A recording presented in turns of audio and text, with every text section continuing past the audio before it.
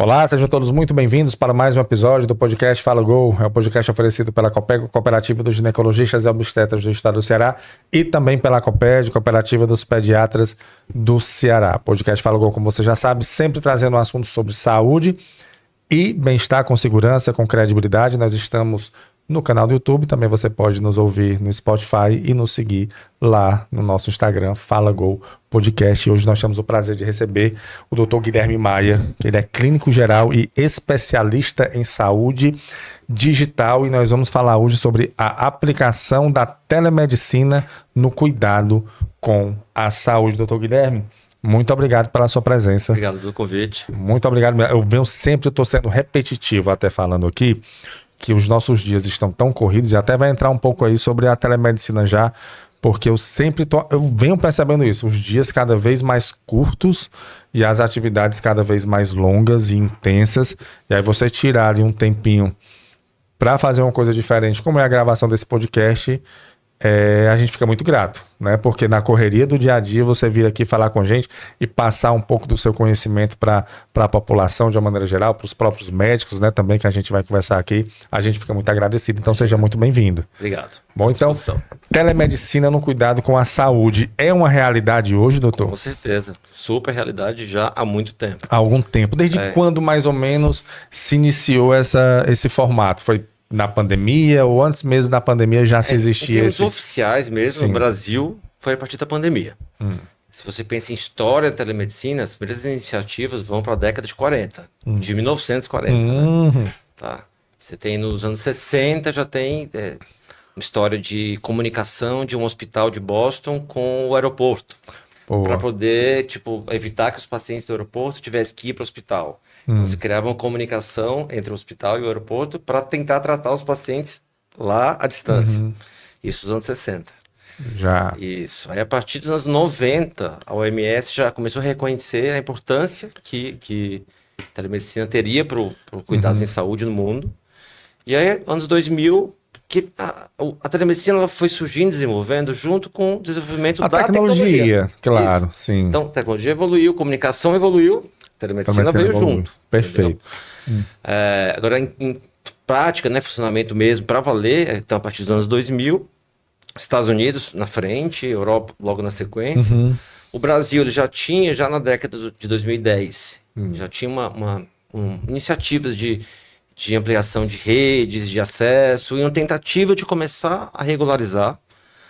Houve muita restrição dos médicos, ali no ano de 2017, 2018, os conselhos de medicina tentaram criar alguma coisa, aí os médicos foram reticentes, opa, não é assim, não, tiveram que segurar um pouco, e aquilo ficou no banho-maria. Perfeito.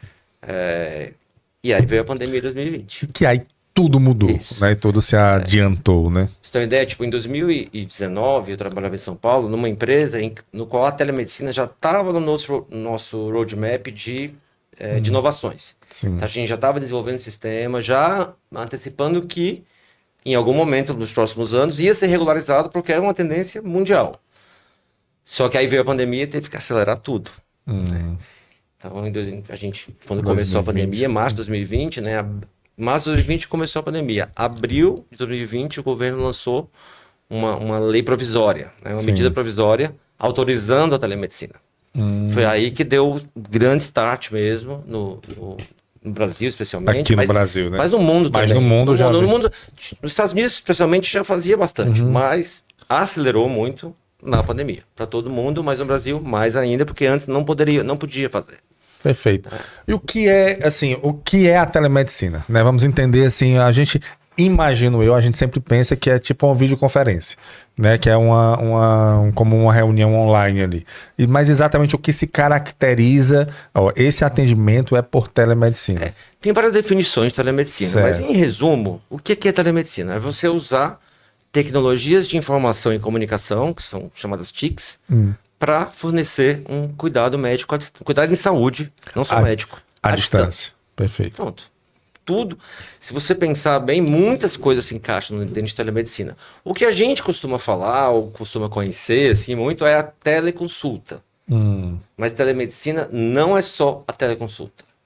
Tudo que é o uso de tecnologias de comunicação para fazer um cuidado à saúde que não necessariamente é médico, tá? Por exemplo, uma orientação de enfermagem por telefone, ela está dentro dessa definição de telemedicina. Por telefone. É uma tecnologia de comunicação. Entendi. Entendeu? Então, mas quando essa definição atual, muito se associa com a questão da teleconsulta mesmo, né? Da videoconsulta. Videoconsulta, que é o que a gente vai falar mais, né? Mas não podemos esquecer que dentro da definição, como eu falei, inclui tudo. Tá? Perfeito. Não sei se eu queria até falar com isso mais na frente, mas já que você falou do telefone, se caracteriza como um teleatendimento ali, né? Mas essas outras vias, tipo WhatsApp, Instagram, isso se caracteriza? Porque você entende que tem pessoas, hoje os pacientes perguntam as coisas para o médico, né? Ele responde, e aí? Sim, se caracteriza. Pode se caracterizar. Sim, só que nem tudo é uma consulta. Entendo. Entendeu? Se um paciente me acessa pelo WhatsApp e eu respondo para ele e dou uma orientação, aquilo não deixa de ser um ato médico, né? É um ato de orientação médica, não é uma consulta completa, mas é um cuidado. Então aquilo está dentro da definição de telemedicina. Só que aquilo não é uma consulta. Sim. A consulta é um ato completo. Sim. No qual tem uma análise, um diagnóstico, um plano terapêutico, isso tudo é uma consulta. Então tem essa diferença aí, certo. entendeu? Então voltando aqui para a parte a telemedicina pode ser uma consulta, mas nem toda... Aliás, ela pode virar uma consulta, mas nem tudo é consulta. Ela pode ser várias coisas. Certo. Vou dar alguns exemplos de além da videoconsulta. Da videoconsulta, perfeito. Então temos a teleconsulta, que é a videoconsulta. Nós temos a teleinterconsulta, que são entre profissionais. Então eu tenho um médico na atenção primária, no posto de saúde, que entra em contato com um médico cardiologista. Sim. Que ele orienta ali o médico na conduta que ele vai ter com aquele paciente.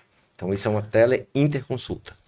Ou um médico na UTI do Einstein, que está orientando um médico de uma UTI do interior de Rondônia.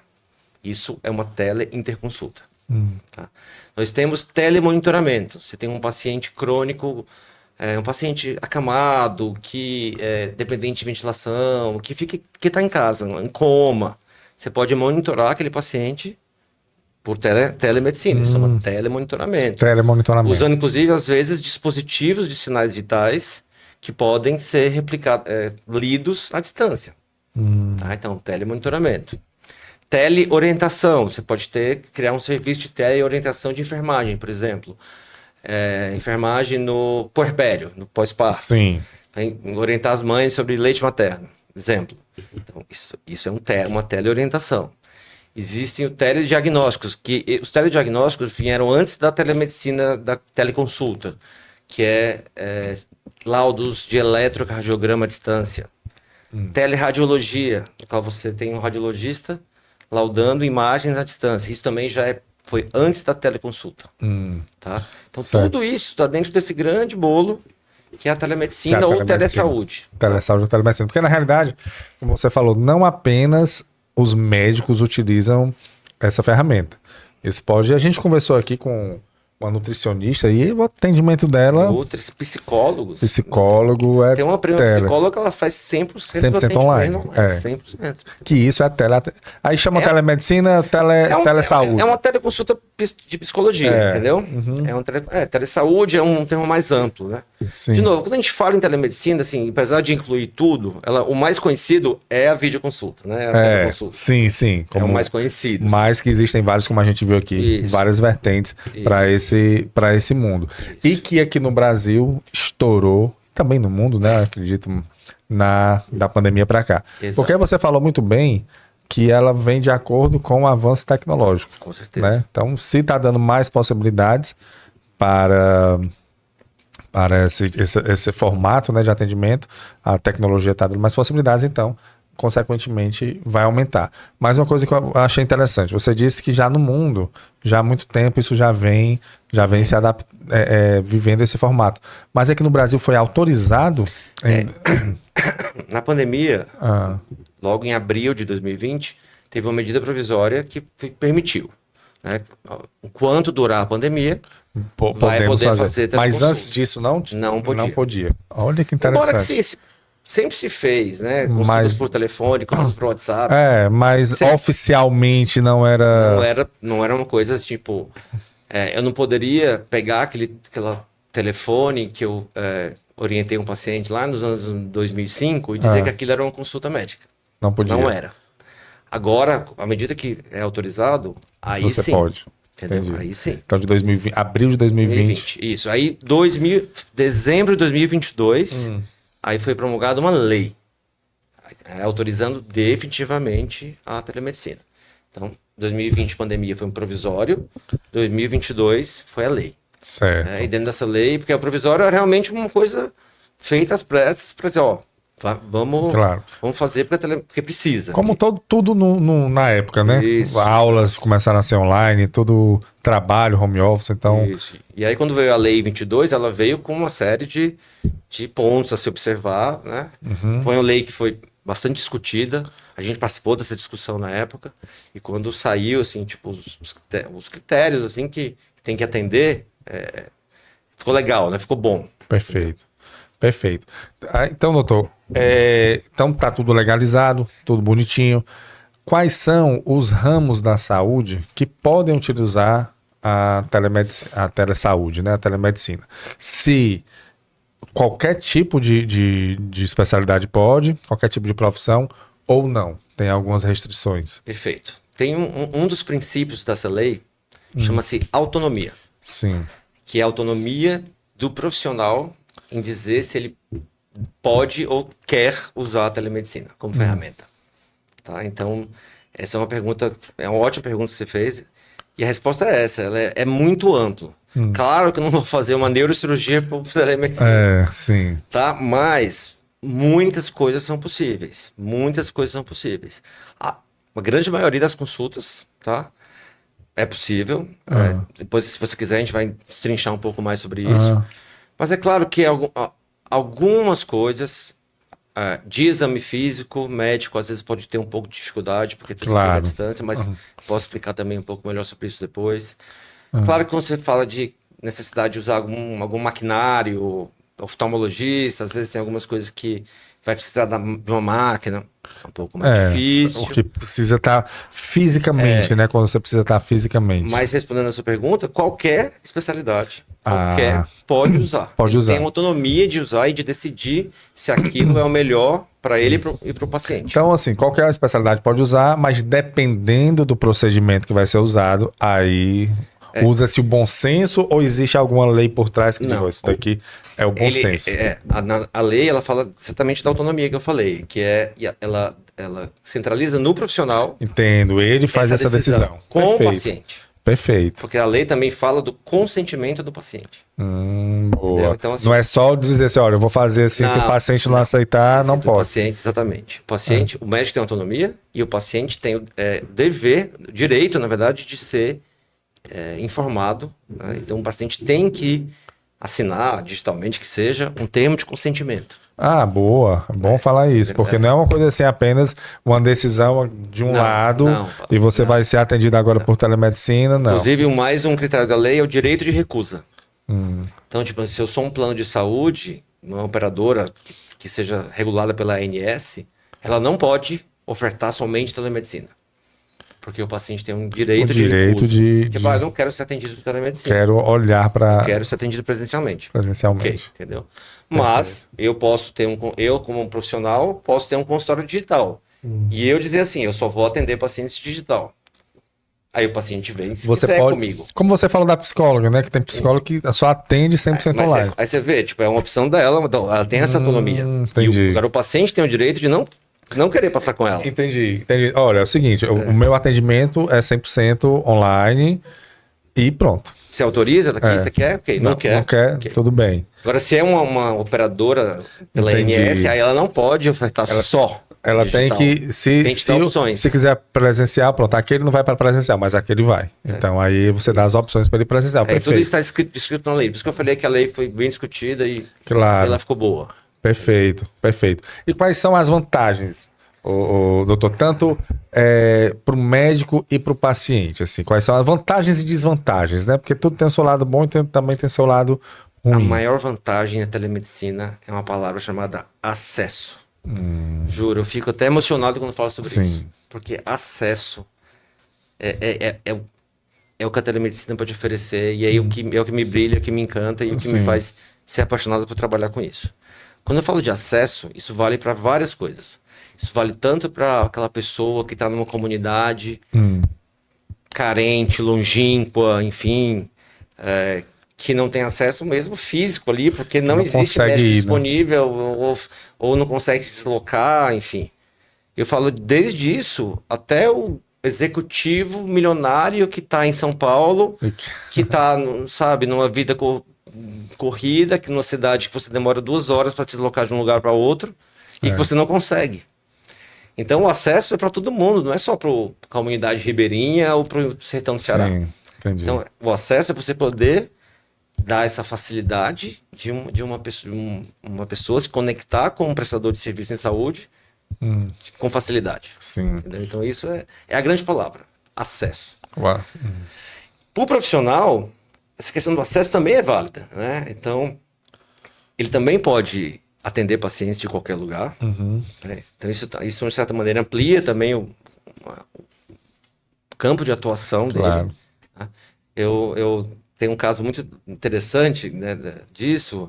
Quando a gente começou a operação lá em 2020, né, eu era gerente de uma operação muito grande, e a gente começou ali com 40 médicos, chegamos a ter 1.000, e os primeiros médicos eram muito reticentes, porque ninguém sabia, né, fazer. E eu lembro que tinha uma médica em particular, que era uma endócrina muito boa em São Paulo, e ela falava, putz, não vai dar certo isso, não vai dar certo, isso não... Depois de 1 ano, essa mulher me procurou, putz, doutor Guilherme, queria te agradecer por você ter insistido com a gente, dizer como hoje eu sou feliz de trabalhar com telemedicina. Porque hoje eu consigo trabalhar na minha casa, eu consigo tirar 1h30, 2 horas de deslocamento que eu tinha antes, eu consigo estar mais perto do meu filho autista. Olha aí. Entendeu? Então quando eu falei do acesso, não é só do paciente, é do médico. O médico também ganha, né? Isso estou falando, tem muitas outras vantagens. Tem a questão também de otimizar custos. Vamos trazer para o lado do paciente. Imagina um paciente que precisa se deslocar, não só o custo do paciente, custo para o governo, para o estado, para o SUS, enfim. Né? Você tem que se deslocar para uma consulta do interior para a capital, enfim, isso gera um custo. Né? Então você consegue organizar ali o serviço de saúde, tentar reduzir custos desnecessários. Para um médico particular, por exemplo, o médico pode ter uma agenda de pacientes que ele tem consultas e retornos, e de repente a agenda dele está lotada, ele não tem nem mais como captar mais pacientes. Ele consegue otimizar essa agenda, trazendo uma parte presencial, outra parte por telemedicina, entendeu? Então não preciso atender todo mundo presencial, eu consigo otimizar essa minha agenda. Para o paciente é bom, para mim também, porque diminui o custo do consultório. Sim. Então a gente conseguiria ficar aqui muito tempo falando sobre isso. Falando sobre as vantagens, porque realmente é tudo, inclusive, não só na telemedicina, mas como tudo que envolve aquilo, a praticidade que a tecnologia traz. Tem pessoas que conseguem produzir muito mais home office do que na empresa, né? Porque home office você se concentra mais, você tá ali sozinho, você não se preocupa com o deslocamento do carro, né? De trânsito, de pegar ônibus. Mesmo raciocínio. Isso, né? É o mesmo raciocínio mesmo. Tanto para o médico quanto para o paciente, porque para o paciente ficar na fila de espera, né? Vai ficar lá esperando, vai ficar... E às vezes o médico vai olhar o exame e vai dar um diagnóstico ali pelo exame, né? E aí que ele pode orientar muito bem pelo... E no caso da saúde tem também o lance da exposição, tipo, para que eu vou ficar numa fila exposto com outras pessoas que podem estar doentes também, e você... Esse aqui é o maior índice de você adquirir bactéria em hospital, com né? Certeza. Então, assim, tanto é que quando você está internada, todo mundo quer que você vá embora logo, né? Porque você pode piorar pelo fato de estar ali no hospital. Então, isso realmente é um ponto muito positivo. E como é que está o cenário hoje, doutor, para isso, assim? As pessoas, como você falou, que iniciou em um projeto e que os médicos eram resistentes ali, depois começaram a se adaptar. Mas o cenário hoje, a nível, não sei se você tem conhecimento do Brasil, mas a nível do Ceará, como está? Existe um percentual de atendimentos que hoje são feitos desse formato? Está evoluindo ou está estagnado? Como é o cenário? É promissor? Com certeza. Vamos falar talvez alguns números interessantes. Perfeito. De 2020 a 2022 foram realizadas um pouco mais de 10 milhões de consultas, teleconsultas no Brasil. Certo. Só em 2023 foram 30 milhões. Perdão, de 2020 a 2022, em 3 anos, foram um pouco mais de 10 milhões. 10 milhões, certo. Em 2023, sozinho, 30 milhões. 30 milhões. Então, quase 200% de aumento. Sim. Né? Eu não tenho um dado de 2024, mas a previsão é que seja sempre ascendente. Isso, Brasil. Tá? Estados Unidos também. Porque agora não me falha o valor, mas a estimativa de crescimento anual de um mercado que já é bilionário de telesaúde é de 6, 7% por ano. Tá? Estados Unidos, Europa também 5,5% por ano, até 2029. Tá? Então, as estimativas são de crescimento. E agora, com a questão da IA, que a IA vai vir como mais uma coisa agregando, entendeu? Isso aí vai explodir cada vez mais. Por isso que eu sempre falo para os médicos que eu faço do curso e tal, eu falei, gente, telemedicina não é mais, ela tá presente de uma maneira que não tem mais como fugir. Tem um outro dado que eu acho interessante, um dado americano, de 70% dos millennials preferem, das pessoas, né, que são millennials, que já não são tão novos, né? Só que já tem mais de 30. É de 81 para cá. 70% dos millennials preferem teleconsultas nos Estados Unidos. Eu sou milênio ainda. Eu peguei. É milênio também, né, Tony? E uma teleconsulta eu me adapto. É um dado, então, imagina a geração Z. Que já é digital. Total, entendeu? Então, tipo, não tem. Não tem como retroceder. Não tem como retroceder. Assim como a tecnologia, não tem como retroceder. Tem outros dados americanos, tipo saúde mental, 40% das consultas em saúde mental nos Estados Unidos inteiro foram feitas por telemedicina, em 2023. Quantos? 40%. Poxa, de todas as consultas em saúde mental. Também em 2023 nos Estados Unidos, 50% dos médicos utilizavam telemedicina semanalmente. No Brasil, teve um dado de 2022 ou 2023, agora me falha, que 30% dos médicos usaram telemedicina, que já é um dado bom. Não semanalmente, mas os dados. Mas é bem relevante, Então, você me fez perguntas, né? Como está o cenário, ele está em constante crescimento, né? Não tem como... E aí o profissional, agora falando do profissional, porque você viu aí nos últimos meses aí, vai aumentar o número de faculdades de medicina, né? Assim, o governo autorizou várias outras faculdades. Então, a ideia, assim, a tendência de um cenário daqui a 5 anos, 6 anos, né, que é um curso de medicina leva, né, tem um aumento muito significativo de número de profissionais da área de medicina no mercado de trabalho. Dentro das faculdades, doutor, esse assunto telemedicina, ele é abordado academicamente? Eu não tenho essa informação oficial. Conversei com alguns colegas médicos mais jovens, tipo, que formaram nos últimos poucos anos, e a resposta que eu tive foi que não. Sim. Então, eu ainda não tenho esse acesso. Eu dou muito cursos para médicos já formados, né? Então, eu realmente não sei como que está, mas atenção, se alguém estiver ouvindo, se atentem para isso, porque precisa ter essa formação. Pois é, porque o MEC, né, que é o Ministério da Educação e Cultura aqui, né, eu não sei se ele está adequado a essa realidade, né? Porque já é uma realidade, e uma realidade que está em crescimento, né?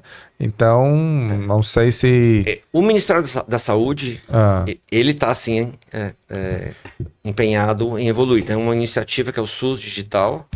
Então já teve uma previsão de gastos para 2024 de 500 milhões em iniciativas ligadas ao SUS Digital.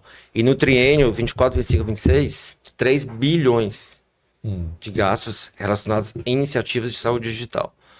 Então, Já tem vários estados aí, o Ceará já tem iniciativas, o Piauí aqui vizinho, tem um pronto atendimento digital para toda a população. Piauí, aqui do lado, entendeu? Então existem iniciativas rodando. Mas se o SUS for realmente esperto, ele vai aderir a isso, porque você imagina como pode diminuir as filas de espera, que na realidade são assim, das grandes reclamações da população em relação a isso, né? Poxa, meu atendimento é só daqui a 2 meses, e às vezes é para dar um diagnóstico, é para você conversar, é para que o teleatendimento, a telemedicina, a telesaúde, ela pode, pelo que eu entendi aqui, dentro dessas vertentes que você falou, resolver, né? Até um dado bacana para você entender, a resolutividade de consulta. Acho que a gente não conversou, mas valeu falar. Você tem uma resolutividade de consulta. Resolutividade é quando a consulta por telemedicina ela consegue resolver o problema. Boa. Sem eu ter que encaminhar para o presencial. Sim. Ela varia aí de 70% a 95%. Entendeu? É alta, né? Muito alta. A operação que eu cuidava era uma operação muito grande. A gente chegou a fazer 1,5 milhão de consultas, 2 milhões na pandemia. A nossa resolutividade na época era de 91%. Poxa vida. Mas claro que ali era um contexto, né, da pandemia. Muita gente sem sair de casa, 70% das coisas eram Covid, mas mesmo assim é um dado que a gente vê mundial. Você vê muitos dados, tem várias estatísticas mundiais de 75, 80, 85. Quer dizer, é uma resolutividade alta. Né? Você consegue resolver, mesmo com algumas desvantagens, que é alguma dificuldade do exame físico, mas mesmo assim você consegue resolver a maior parte das coisas. Então o SUS se beneficiaria. É isso que eu penso, assim, investindo em uma tecnologia pesada ali. E eles acordaram para isso. Só que como é tudo mais demorado, né? Eu já tive algumas reuniões aqui na Secretaria de Saúde do Estado sobre isso. Boa. Então eu acho que existe sim uma perspectiva que isso vai ajudar e vai ter um impacto muito positivo no SUS, na assistência em geral. Né? Acredito. A gente falou aqui de que alguns procedimentos realmente se usa, aí tem a autonomia do profissional para dizer, isso aqui a gente pode, não pode, mas usando bom senso, por exemplo, uma cirurgia você não vai conseguir fazer por telemedicina. Porém, aí eu entro, não sei como é que está o nível. Eu conversei aqui com alguns profissionais de cirurgia robótica, né? E aí, eu fiquei impressionado porque a cirurgia robótica tem a minimamente invasiva, a laparoscopia, né? Que você ainda insere lá e fica vendo tudo por um monitor. Mas a robótica, a precisão é muito melhor, né? Assim, a diferença da robótica, que é um robô que está operando para a laparoscopia, é a precisão. E um outro detalhe que eu fiquei impressionado. Devido ao software que ela tem, que o robô tem, se o médico for fazer um movimento errado, ele barra. o robô barra, porque ele entende que aquilo dali não era para ser daquele jeito. Aí eu perguntei para o professor assim, então se o robô já sabe o que o senhor tem que fazer, vai chegar um momento que o próprio robô vai conseguir fazer? Aí ele, crasso, aí o futuro vai dizer. Mas que isso não está longe, porque seguindo essa linha, se ele já está limitando o profissional ali dizendo que aquilo está errado, então isso pode acontecer. Será que na questão da telemedicina isso poderá um dia ser usado, assim, esse formato de operação à distância, né? Você de um local e operar de outro para outro local? Sim, pode. Sim, possível. Né? Vou trazer uma coisa mais simples, para você entender. A maior limitação da telemedicina para o médico é a questão do exame físico. Sim. É de você não conseguir examinar o paciente diretamente, como você costuma fazer no consultório ou no hospital. Sim. A ausculta, né? Você auscultar um coração. No começo, quando surgiu lá em 2020, não tinha como fazer a ausculta. Em pouco tempo, já surgiram estetoscópios Bluetooth. Você consegue hoje? Opa! Eu não sabia. Existem dispositivos, tá? Nos Estados Unidos tem uma empresa que ela fornece um dispositivo, eu testei esse dispositivo na minha mão, é incrível. Um dispositivo que vem com um estetoscópio Bluetooth, em que o próprio paciente opera e o médico está do outro lado escuta. E escuta igual o estetoscópio tradicional. Ele vai colocar... O médico vai orientando, coloca aqui, e o médico vai... Fundo, e o médico está lá do outro lado. É sério, cara. É sério. Olha aí, cara. E escuta... Perfeito. É perfeito, entendeu? Então, Te dei um exemplo de como rapidamente uma pequena coisa você consegue resolver. Uma barreira que era anterior, né? Assim, não é mais barreira. Isso, não é fácil, mas hoje você tem muitas empresas aqui no Brasil criando, não só no Brasil, no mundo, fazendo cabines de atendimento. Você entra na cabine, o médico está lá no vídeo, mas a cabine tem tudo. Tem um aparelho de pressão, tem um termômetro, tem um medidor de oxímetro, tem um estetoscópio, tem tudo. Então você consegue ali, à distância, fazer inclusive o exame físico do paciente. Entendeu?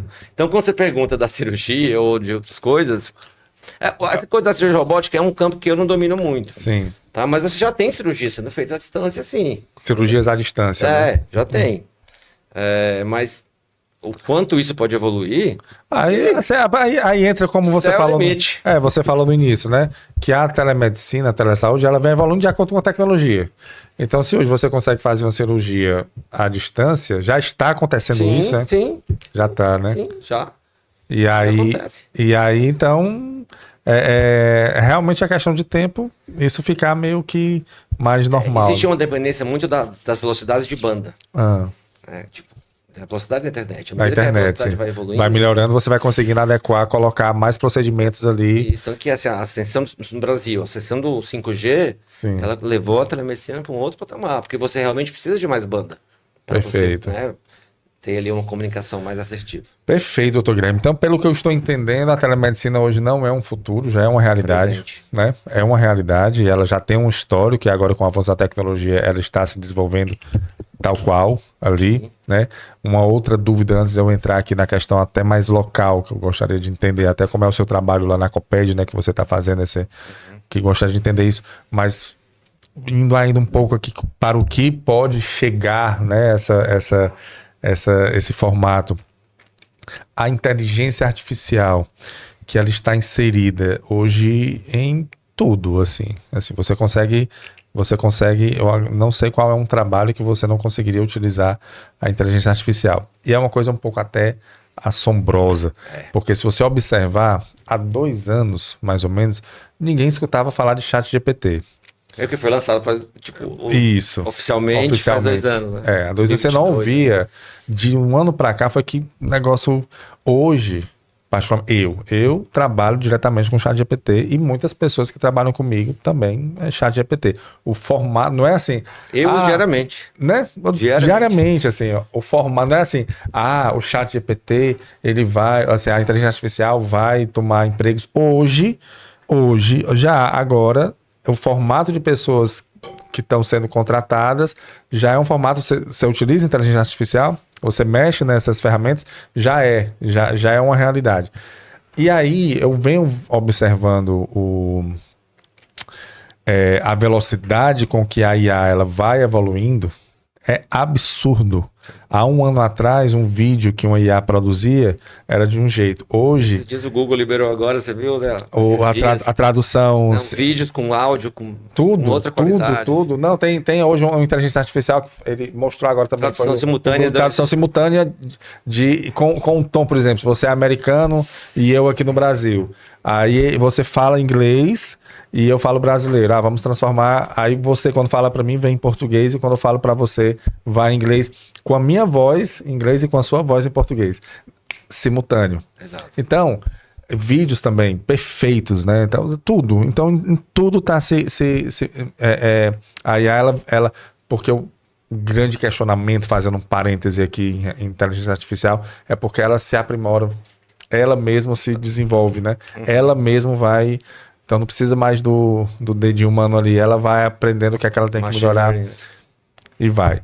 Na questão do teleatendimento, pode chegar assim, como está o cenário, se isso existe ou se vai ter uma barreira, se alguém vai chegar e vai barrar, porque existe, assim, até para finalizar aqui, eu vi um vídeo, acho que foi Elysium, que o cara era atendido por um robô e o robô dava a sentença dele como advogado e já sai ali o robô fazendo tudo em relação a isso, porque era uma inteligência artificial que já resolvia. Na medicina, isso pode acontecer? Pode acontecer. Pois é. Em termos práticos, o que eu já estava estudando em 2021 ou 2. Antes dessa explosão de ChatGPT da IA generativa. A gente já estava estudando mecanismos de triagem usando IA. basicamente você tem ali uma massa de pessoas procurando atendimento médico online. Só que nem todo mundo que está procurando atendimento médico ali naquele momento precisaria de um atendimento médico. Boa. Às vezes a pessoa é uma dúvida aleatória, e aí você acaba, entre aspas, ocupando um profissional por uma coisa, uma demanda que não era necessária. Sim. Então a gente, na época, era uma startup, acho que israelense, não lembro agora exatamente que país era. Mas era estrangeiro. Era estrangeiro. Era uma startup que tinha um mecanismo de triagem no qual o paciente entraria em contato e faria, o que você está sentindo? Estou sentindo isso. Só que você já tinha muito árvores decisórias, tipo sim, não, Sim. básicas. Esse não, era uma coisa que tinha basicamente uma rede neural de conhecimento médico por trás, que à medida que o paciente colocava sintomas, ele puxava o conhecimento e te perguntava coisas coerentes. E eu fiz vários testes. É uma inteligência artificial propriamente dita. Eu fiz vários testes e assim, as coisas funcionavam. E aí a ideia era que a partir dessas perguntas, a IA te desse uma hipótese diagnósticas e uma classificação de risco. Tipo, esse paciente tem um risco de precisa ir para uma emergência. Não vai resolver por telemedicina. Ou esse paciente aqui não precisa de médico. Isso aqui é uma orientação de enfermagem. Esse outro aqui, não. Esse aqui pode esperar 2 horas para ser atendido. Esse aqui tem que ser atendido em 10 minutos. Então, uma triagem. Uma triagem. Tipo, tô falando de um mecanismo que já existia 3 anos atrás. Entendeu? Faz mais de um ano que eu não tenho um contato direto com essa empresa e tal. Mas deve ter evoluído de uma forma muito forte. Então, em muito breve. Agora, realmente, existe aí... Como todo avanço, sempre vai ter ali... Putz, como é que vai ser? Não, e tem os aspectos legais, né, também. Porque abre uma... E se errar? Quem vai pagar? Quem é que vai ser o responsável?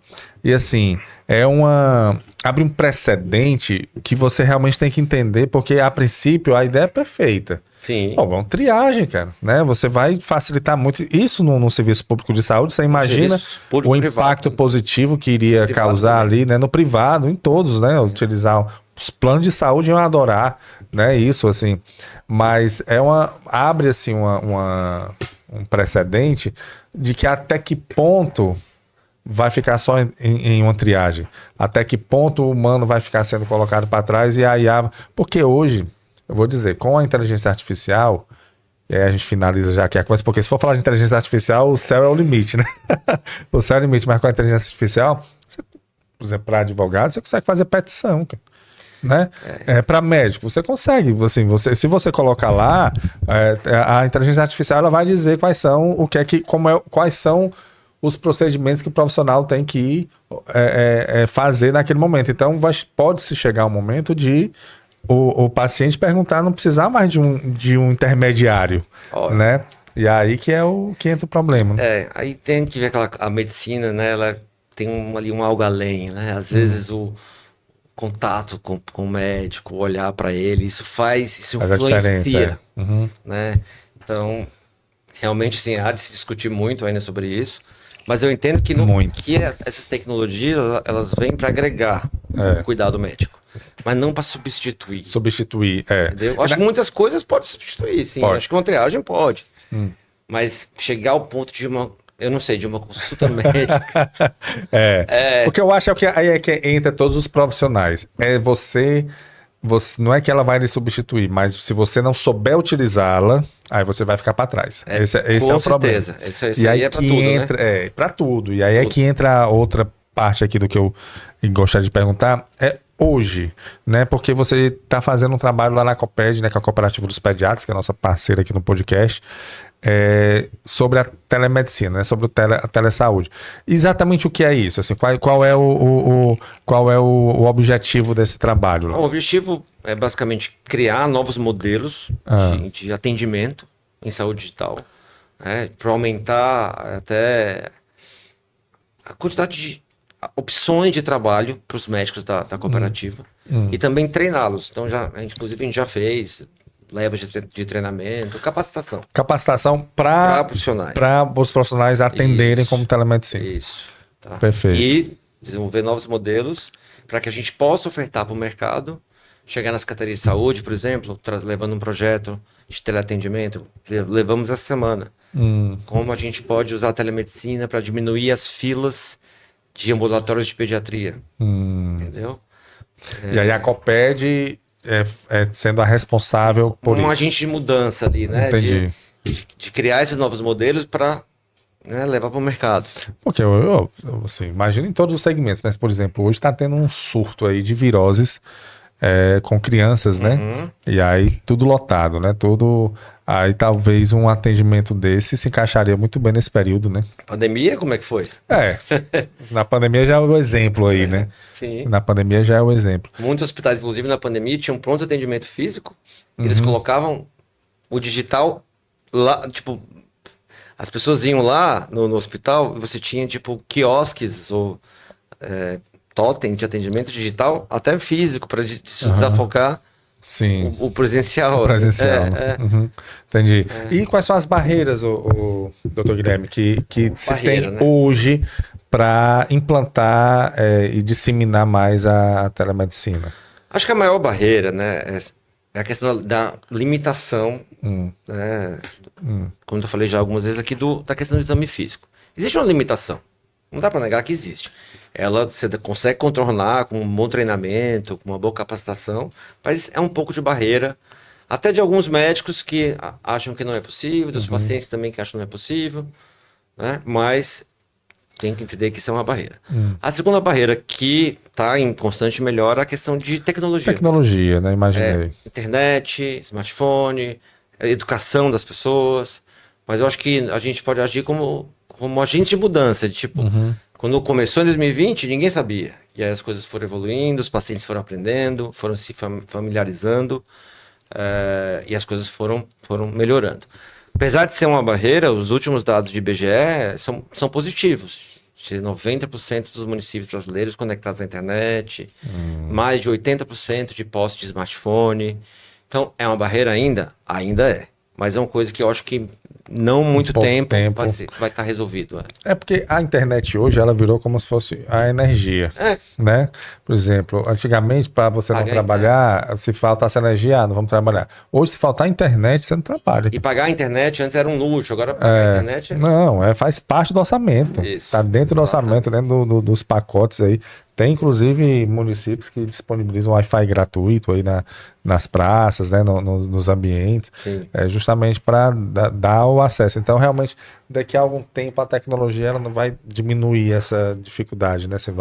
A barreira não vai ser tão grande. Talvez mais mesmo essa questão que você falou aí das pessoas, né?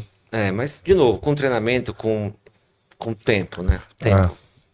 Essa barreira vai diminuindo também. Vai diminuindo, perfeito. E em termos de resultado, doutor, assim, a gente...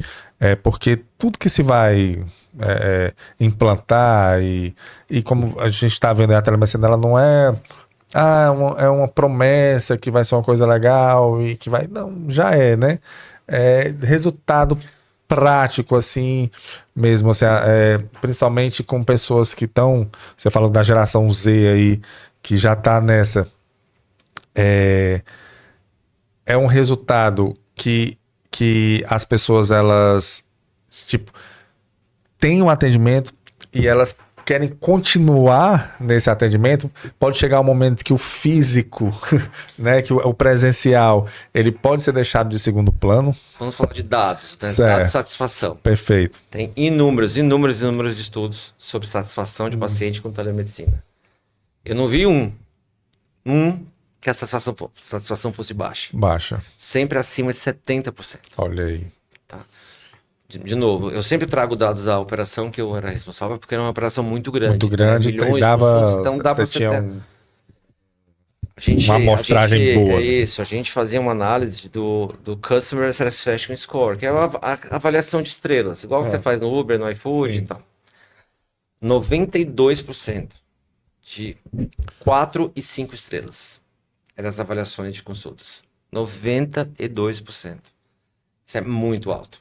E esse não é um dado só nosso. Se você olhar para os nossos parceiros, competidores de mercado, todos eles tinham avaliações semelhantes. Você vai para os benchmarks mundiais, sempre acima de 70. Então, existe uma satisfação. Eu acho que tem muita coisa envolvida. A própria questão do acesso que eu falei no começo. Olha que beleza o paciente poder estar onde ele está. E poder ter uma boa consulta. Eu acho que quero até voltar um pouco e falar uma coisa muito importante. É que a consulta por telemedicina, ela é um ato, tipo, pensando na teleconsulta, né? Ela é um ato médico.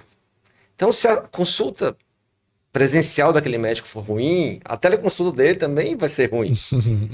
Entendeu? Faz sentido. Então, Isso não vai impactar no resultado se o médico conduzir, né? Souber conduzir.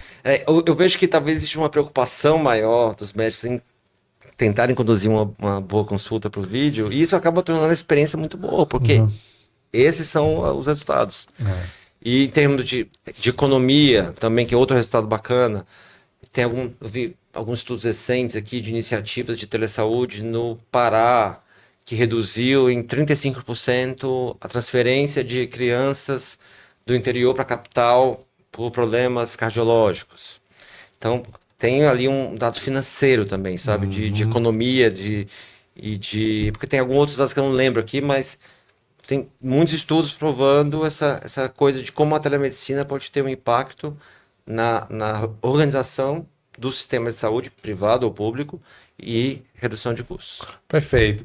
Em relação até o acesso, né? A gente conversou muito aqui sobre a telemedicina, mas é fácil você, por exemplo, aí vamos supor que alguém está nos escutando e diz, gostei, e nunca fiz, né? Porque tem gente que nunca fez um atendimento por telemedicina. Como é que eu faço? Qual é o procedimento? Ele tem que falar com o plano de saúde, ele tem que ligar para o hospital e perguntar se tem... Hoje você tem, acho que a maioria das operadoras, pensando no privado, ela oferta já, né? Sim. Telemedicina, tipo, dentro da própria operadora, assim. Muitos médicos particulares ofertam nos seus consultórios. No SUS, você tem já algumas iniciativas, como eu falei, muitas iniciativas de tele-interconsulta, mas você tem algumas iniciativas também, aí são muito locais. Como eu falei, no Piauí, por exemplo, toda a população lá já tem acesso a um pronto atendimento digital na palma da mão, no celular. Entendeu? Agora, um dado que eu não falei antes, que é importante, é que pela lei lá que a gente trouxe lá da autonomia e tudo, Sim.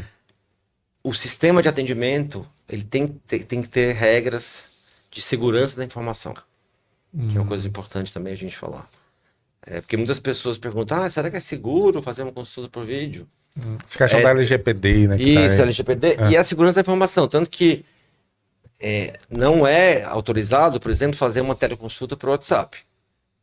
Tem gente que faz, mas não está dentro da lei. Tem que existir uma plataforma que você tem que acessar. Isso, porque tem que ter uma questão de segurança da informação, porque dados de saúde são dados sensíveis, né? Então você tem que ter toda essa segurança, tem o prontuário, o sistema tem que ter lá regras muito ABC. Muito bom ter falado isso, porque até gravar, né? Assim, até a questão de... Tem alguns que gravam, outros que não. Só que aí você tá fazendo um atendimento aqui, como é que... fala coisas sigilosas ali naquele atendimento, né? Tem que manter o mesmo padrão de sigilo, né? Dentro da lei, entendeu? A questão da conformidade de dados, né? Entendi, claro. Então, quando você pergunta assim, como que o paciente pode fazer para ter acesso? Aí tem que ter, são muitas possibilidades, né? É importante só o paciente que vai procurar isso ter essa coisa, o médico que me atender, ele tem que me atender dentro de um sistema confiável. Se o médico te ofertar para atender por WhatsApp, um vídeo de WhatsApp, não é o melhor lugar, entendeu? Entendi. Não é o melhor lugar. Se ele vai te ofertar para um atendimento dentro de um prontuário eletrônico, aí sim, entendeu? Mas dentro de consulta do WhatsApp, tem gente que faz, como eu falei agora há pouco, mas não é o correto. Não é o correto. Nem o adequado. É que existe um aplicativo, um programa para que você acesse tanto o paciente quanto o médico. Porque a informação ali tá segura. Segura, exato. Tá segura. Perfeito, perfeito. Doutor Guilherme, a gente está finalizando a nossa conversa. Tem mais um ponto que você acha interessante abordar, ou então deixar uma mensagem aqui final, tanto para os profissionais de saúde, quanto para as pessoas que acessam a telemedicina? É aquilo que eu falei agora há pouco. A tecnologia está aí para ajudar a gente, mas a gente não pode esquecer que o humano está por trás. Isso vale para tudo, né? Não só para medicina, mas a medicina me parece que tem algo mais ali, que o humano, o carinho, a atenção, isso não pode morrer. Não pode morrer. E isso, se é presencial ou se é por vídeo, a gente não pode esquecer desse lado humano que a medicina tem que oferecer para as pessoas. Acho que essa é a maior mensagem que eu deixo. E eu vou dizer uma coisa, a gente que viveu em um mundo onde não existia isso, né? Porque a gente ainda... Olha por quê? Eu sou geração Z, rapaz. Mas a gente viu uma época onde você falar em um atendimento... Não tinha na internet, né? Nasci numa época que não tinha internet, então isso seria muito difícil. Aí pra gente ainda talvez exista essa coisa que a gente tá tudo conversando aqui, né? Será que vai dar certo? Será que isso vai pegar? E tá você falando aí, não, tá crescendo, né? Já é uma realidade e tudo. Então pra gente ainda é nessa transição. Mas o pessoal que tá vendo, quem tá nascendo hoje... faz conversa já com os seus familiares no celular. Né? Então, é natural, né? Já é natural. Então, a telemedicina, hoje ela é realidade, mas para um futuro ela vai ser a normalidade. Acredito que vai ser isso, porque hoje uma criança de 4, 5 anos, é normal para ela pegar o celular aqui e fazer uma chamada de WhatsApp com a avó, né? E na pandemia isso ocorreu muito, né? Sim. O pessoal se vendo pela internet. Então, a criança já nasce vendo que isso é normal, para ela ir para um médico assim, vai ser totalmente natural. Então, tanto os profissionais quanto, principalmente os profissionais, eles têm que começar a realmente entender quem não está dentro ainda tem vai que ficar para trás. Vai ficar para trás. Vai ficar para trás. Nem que não atenda só 100%, mas que isso faça como ferramenta de apoio. Faça parte. As pessoas vão começar a exigir. Exigir mais. Porque a geração está vindo, né? Nova geração está vindo, ela vai querer praticidade, né? Como tudo, né? Como tudo no mundo. Doutor Guilherme, muito obrigado pela nossa conversa, viu? Muito obrigado. Muito obrigado. Fica aqui o nosso convite para um outro momento também, a gente abordar até outros temas também. Gostei muito da nossa conversa. Você tem uma didática muito bacana e realmente foi muito bom. E você que nos acompanhou também, muito, muito obrigado. Esse foi mais um episódio do podcast Fala Go. É um podcast oferecido pela Copego, Cooperativa dos Ginecologistas e Obstetras do Ceará, e também pela Copeg, nossa grande parceira, Cooperativa dos Pediatras do Ceará. Saúde e muita paz para todos nós e até a próxima, se Deus quiser.